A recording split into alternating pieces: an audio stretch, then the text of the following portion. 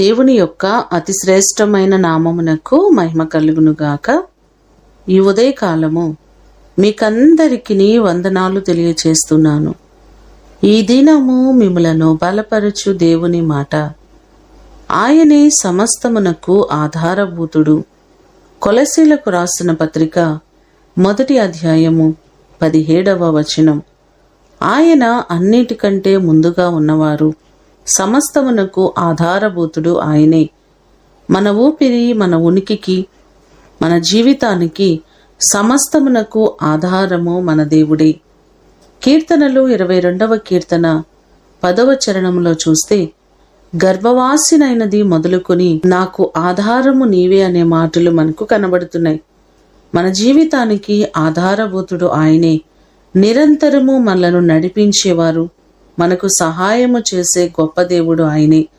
సమస్తమునకు ఆధారభూతుడైన దేవుడు మీ జీవితాలలో ఉన్న ప్రతి సమస్యలను తొలగించి ఆయన మిమ్మును ఆశీర్వదించునుగాక. ప్రార్థన చేసుకుందాం. మమ్మలను మికిలిగా ప్రేమించిన మా ప్రియ పరలోకపు తండ్రి, మీ ప్రశస్తమైన పాదములకు వందనాలు ప్రభువా. సమస్తమునకు ఆధారము మీరే. మా జీవితానికి ఆధారభూతుడవు నీవే.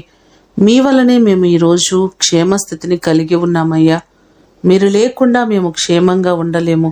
నీ కృపచేత మా ప్రియులెల్లరినీ మీరు జ్ఞాపకం చేసుకుని ప్రతి వారిని మీరు బలపరచండి.